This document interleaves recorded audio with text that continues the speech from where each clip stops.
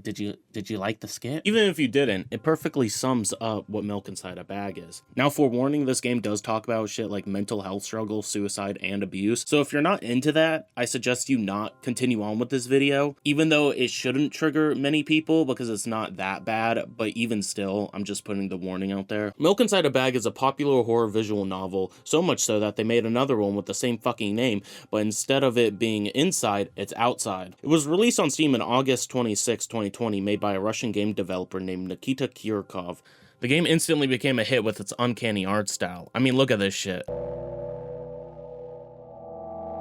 Along with its creepy music, the game constantly makes you feel on edge. Milk Inside Her Bag, or what I'm just gonna call it, Milk, is an extremely quick game, only taking at most 20 minutes to complete with no alternative endings. Even still being a short game, it tells a lot with its story and how we have to analyze the girl's words to figure out what exactly happened. The game starts off with you writing down your name. Now yes, every single visual novel requires you to do this. This game isn't much different, I'm not gonna lie, but it does have a semi-purpose later down in the story. Entering the game, you meet with this girl alone on the street, repeating lines she will say when she reaches the store. Her purpose in going to the store is to buy milk for her mother. With not being out in so long, she forgot what you're supposed to say when you enter the store, repeating, "Hello, can I?" We throughout the game get dialogue options we can choose to speak with her, usually having a friendly option or an option that makes her seem insecure, like calling her a loser. But we are not another character and not pretending to be ourselves. It is obvious from the get-go that we are a voice inside our head to help cope with not being out in so long. We then get into the stupid-ass argument about having OCD, where she was walking on one foot on the asphalt and the other on the grass. She freaks out, talks about how she's going to cry, which seems like an exaggeration, but I'm not gonna fucking look it up. I don't think it really matters too much to the story. Arriving at the store, we meet with this figure that can't be made out besides a different hue of pink outlining the body. The girl, as she was practicing, asked where the milk is. The person, if you can even call it, only responds with the word "oh." Responding with "excuse me" will only resets the person to continuously say "oh." You tell her she better stop while she's ahead before she gets stuck in an infinite loop. You then ask the girl, what is the man trying to say? She responds with, "He's trying to scare me, but how does he know I'm terrified of the letter O?" Asking for an explanation, she says she can't really put it into words, so she instead shows us this visual.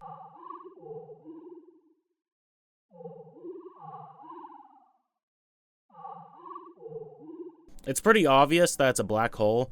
Black holes are usually symbolized in psychology as a terrifying sense of inner emptiness and invisibility, usually experienced by people who don't consider themselves a real person. After an ongoing loop, she breaks it by saying the word "oh." The man then crawls away, assuming she thinks that the man is a monster. It makes sense, but I still don't get it. But during this time, she admits that she knows that she's inside a video game. Because you can ask her when did she ever say this, and she said just now. But I know my words were shown on the screen. Now, I don't believe that this is the same thing as Monica, who is definitely omnipotent and is fully aware that she's in a video game, but we'll get to that later. After grabbing the milk, she walks up to the register and begs the cashier if she can have the milk, and if she doesn't, her mom will throw her out the window. She doesn't understand that she has to pay for the milk, and you intervene and you have 3 options of dialogue. They hate you. This results in you saying, "You are dumb and worthless. You can't even go to the store for milk. I hope mom throws you out the window," even though in flight you'll think it's a fun attraction. This results in her getting pissed at you, or in reality herself, and forces you to restart the game, saying,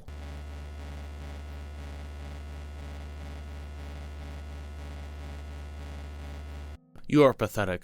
This one says, "I want you to die, even stronger than mom."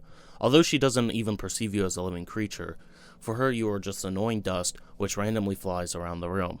This one for some reason actually doesn't reset you, and she just pretends to ignore it, saying, "I will pretend I didn't hear that." Picking up this action a second time will result in a restart. Although this does prove that in some way or another, saying, "I want you to die, even stronger than mom," that we have experienced mom and not some third party member, assuming that this is her subconscious, or this is just herself hating her mother, and the voices are us. The voices are her, we are her. Pay for the milk. This is the correct option to continue on with the game. After paying for the milk, we walk down a familiar street with a gas station view. The bag of milk is weighing down her arm, which reminds her of the time she took physical therapy.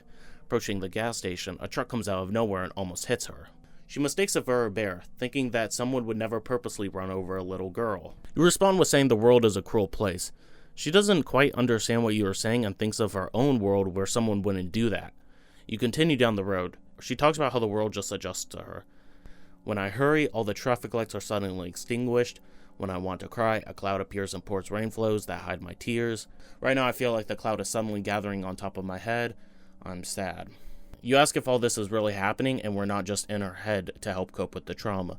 The instructions did not say that at all. Apparently, these pills do not work on me either. You tell her that the pills aren't the issue and she needs to accept reality. She keeps trying to reject the possibility, repeatedly saying no. She asks if she can speak with the reader since she knows she's in a visual novel. You now see a scene of pink, but in the middle is some weird concoction of black squares.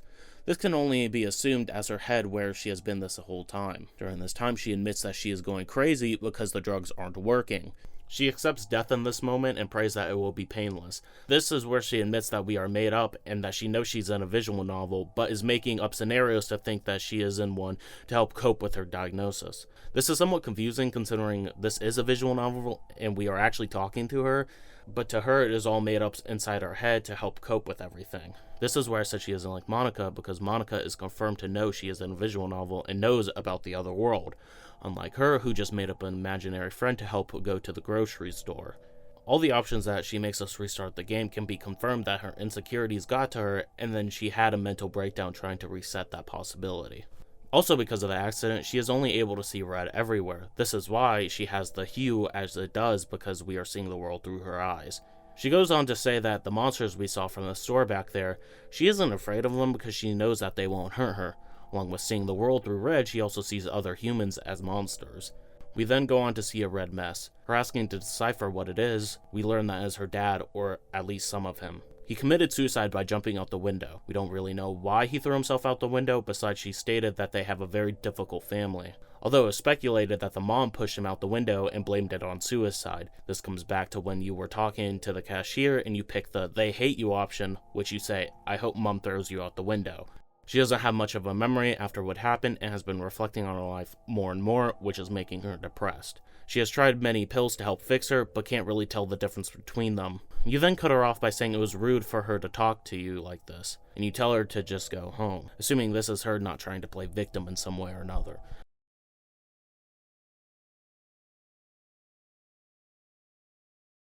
She comes up to the first floor of the apartment. She hangs by the railing, not being afraid of heights anymore. The pills have kicked in, and she can now enjoy the silence. When I am under the influence of drugs, terrible and unpleasant melodies sound in my head.